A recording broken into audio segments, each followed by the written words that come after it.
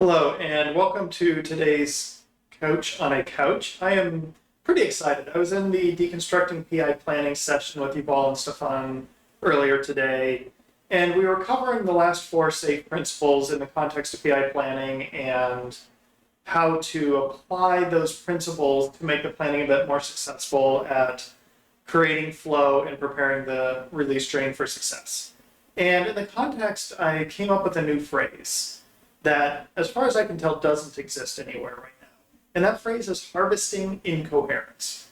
And it was in the context of what an effective leader, whether that's a coach leader or a management leader, what is your role in PI planning? You're not the facilitator, you're not in the teams, you're not the product manager, you're not any of the kind of formal roles.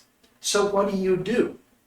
And my answer to that now is you should be in the room, deeply present, listening, reaffirming purpose, so helping to continuously affirm here's where we're going and why, and harvesting any incoherence you find.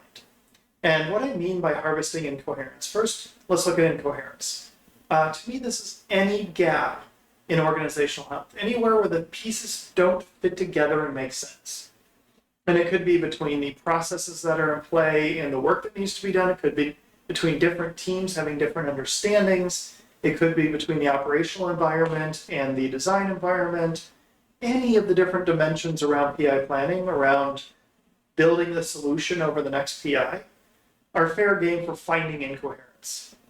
Now, as a leader, you're uniquely suited with your breadth and your perspective on many different things, same for a coach, to sense these moments of incoherence. You're listening to multiple teams. You're not part of either of them, but you're hearing them. And if Team A's language and approach does feel compatible with Team B's, that's something to point at. That's a moment to use your intuition, generally to solve by connecting people and saying, hey, I heard this disconnect. I would love for you to talk it out and let me know what you figure out.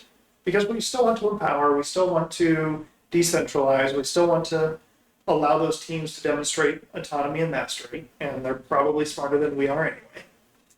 But we want to point it out. We want to create the opportunity, and that's the harvesting. You're collecting, you're taking incoherence out of the system by the way you cultivate something else. You're cultivating clarity, you're cultivating trust, you're cultivating connection in the right places. You're using your perspective as a leader, your breadth, to remove incoherence from the system and create room for a better outcome.